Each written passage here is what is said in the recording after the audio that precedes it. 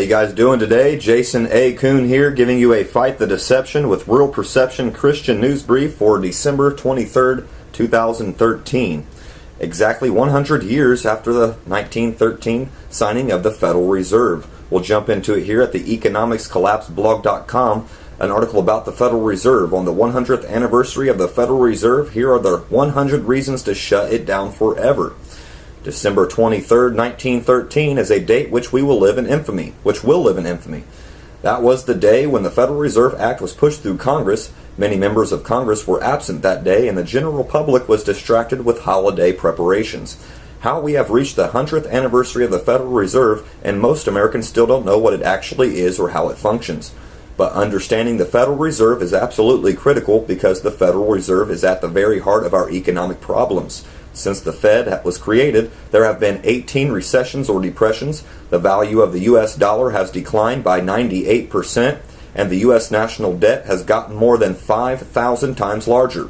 This insidious debt-based financial system has literally made debt slaves out of all of us, and it is systematically destroying the bright future that our children and our grandchildren were supposed to have.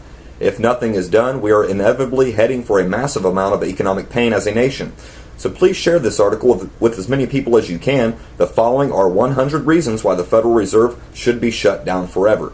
Now this is really an extensive article. They give a full 100 reasons why the Federal Reserve should be shut down forever. If you want to check out this article, it's at the economicscollapseblog.com, and of course this will be linked into the YouTube description box. We'll move on here to secretsofthefed.com. 8.5 trillion in Pentagon spending unaccounted for in fraud of the century. Give this a listen. The Pentagon has secured a $630 billion budget for next year, even though it's failed to even account for the money it's received since 1996. A whopping $6.5 trillion of taxpayer cash have gone to defense programs, none of which has been audited. And this black budget has sparked concerns over political fraud, as Glenn Edgerton can now report. The Pentagon is almost certainly the biggest source of waste in the U.S. government. A Reuters investigation says since 1996, the Pentagon has spent $8.5 trillion in taxpayer money that has never been accounted for. And nobody can say for sure how many billions of that amount were wasted on goods and services that were never delivered, on overpayments to contractors, and many other things. What does Congress do about it? Nothing. If you want to watch the rest of this video, go to secretsofthefed.com. Of course, it will be linked in the YouTube description box. We have to move on to MrConservative.com. Half-naked gays spread Obamacare enrollment message in new commercial. Wow. When you think Christmas or healthcare, for that matter, do you think of half-naked gay guys romping around in Speedo undies and holding mistletoe over each other's heads? Well, President Obama and his Obamacare pushers apparently do. Apparently, according to the Obama and his supporters who are pushing the failed Obamacare plan on the rest of us, gays are leering, oversexed men children who romp about in Speedo underwear and fondle each other. Oh, and they like them some Obamacare, too. Talk about sexual objectivity. Let's see if we can give this commercial a listen.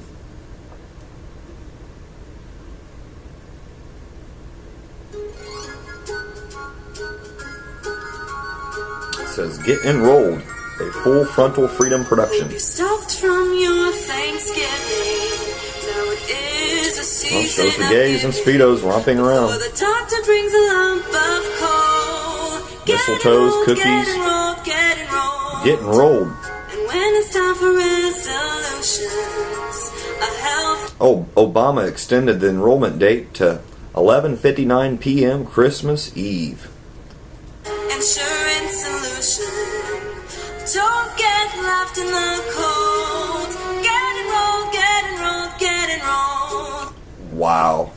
Let's move on here to Infowars.com, an article written by Paul Joseph Watson. Americans brawl over new Air Jordan sneakers. If you thought that the shameful scenes of America squabbling over consumer goods were restricted to Black Friday, think again. Footage shows people across the country brawling over the release of new Air Jordan 11 sneakers. The mayhem started a week before the shoes even went on sale. Footage taken outside Champs Sports at Eastland Mall in Columbus, Ohio, shows a rush of people breaking down a glass door merely to obtain vouchers that would allow them to purchase the $170 trainers. Wow. Ridiculous. Let's move on here to RT.com. World's first self-regulating artificial heart transplanted in France. Hundreds of thousands of people could soon get off the transplant patient list, and as French doctors are celebrating the installation of a revolutionary artificial heart into a 75-year-old patient, paving the way for long-lasting robotic substitutes. The heart, which has spent 25 years in the making and was produced by the French company Carmat, is somewhat of a technological marvel. The key differences with any previous medical efforts are that it is completely artificial, self-regulating, and mimics the heart in ways other devices could only dream of. Wow, that much closer to full robot. Let's move on. We'll say here RT.com, another article, scientists create Terminator-style muscle at 1,000 times the human strength. Wow, American scientists have developed a robotic muscle 1,000 times more powerful than a human's using a revolutionary material that fluidly changes its properties. The invention gives vanadium dioxide amazing superhero-style powers. Its most strikingly property is to change shape and structure whenever differing amounts of heat are applied to it. This made it perfectly suited for creating a torsional motor muscle, as researchers at the U.S. Department of Energy's Lawrence Berkeley National Laboratory have found, the lab's website reported. Added to this is the material's capacity for changing size and other physical characteristics, and when made into a robotic muscle, its estimated strength equals to hurling objects 50 times its weight and 5 times its length at speeds as fast as 60 milliseconds.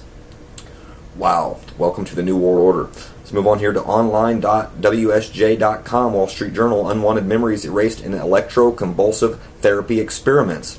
Scientists have zapped an electrical current to people's brains to erase distressing memories, part of an ambitious quest to better treatment elements such as mental trauma, psychiatric disorders, and drug addiction.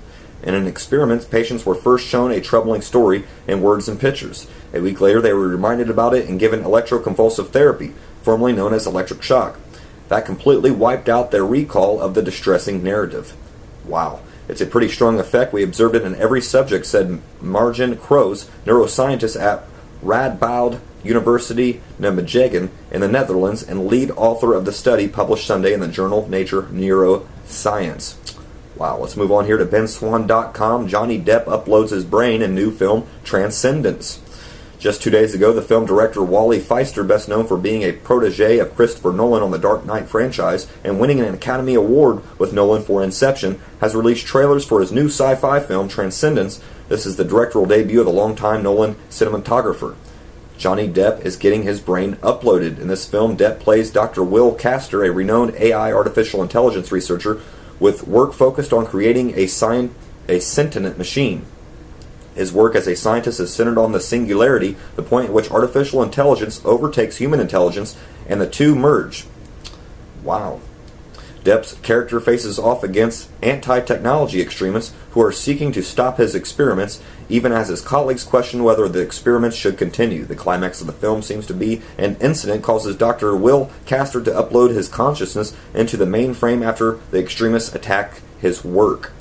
Wow, this is exactly what Google CEO Ray Kurzweil, exactly what he's planning on doing, what all these transhumanists and singularists and futurists hope to do in the future. They say by 2025 or 2045. Let's move on to the last article of the day at abcnews.com. Actor Corey Feldman says pedophilia #1 problem for child stars contributed to demise of Corey Haim. Wow, Corey Feldman has no idea what it's like to be famous. Corey Feldman has no idea what it's like to be famous. After all, he starred in a McDonald's ad when he was just 3 years old. Oh, Corey Feldman has no idea what it's not like to be famous. Okay, there we go. Knew he was missing something. I literally was famous before I knew my own name, he said in an interview with ABC News Nightline. The ad led to roles in such films as Stand By Me, Goonies, and License to Drive. He was a household name before he could read. I knew to respond to Corey, but I didn't know how to write it. I didn't know how to spell it, he said. But being famous and underage, he said, caused serious damage to him and his friends, including loss of an innocence and loss of childhood. Feldman blamed the adults around him, not just those looking to profit from charming children, but also some with far more sinister motives. I can tell you that the #1 problem in Hollywood was and always will be pedophilia. That's the biggest problem for children in this industry. It's the big secret, Feldman said. The casting couch, which is the old Hollywood reference to actors being expected to offer sex for roles, applied to children, Feldman said. Oh yeah, not in the same way. It's all done under the radar, he said. Wow. It's all the articles and news I got for you guys today. I don't want to leave you without the New World Order quote of the day. This is by ex-President Thomas Jefferson, I believe that banking institutions are more dangerous to our liberties than standing armies. Already they have raised up a moneyed aristocracy that has set the government at defiance. The issuing power should be taken from the banks and restored to the people to whom it properly belongs. Again, that is President Thomas Jefferson. And I don't want to leave you without the proverb of the day, Proverbs 28:27, King James only. He that giveth unto the poor shall not lack, but he that hideth his eyes shall have many a curse. Again, that's all the news, articles, and quotes I got for you today. You can check me out on Facebook, Jason A. Coon. That's also my YouTube handle. And please subscribe and follow my ministry page at Romans 12:2 Transformer Ministries. And I'll leave you guys off with a song I brought you in on. This is by Justified, Trust in Him.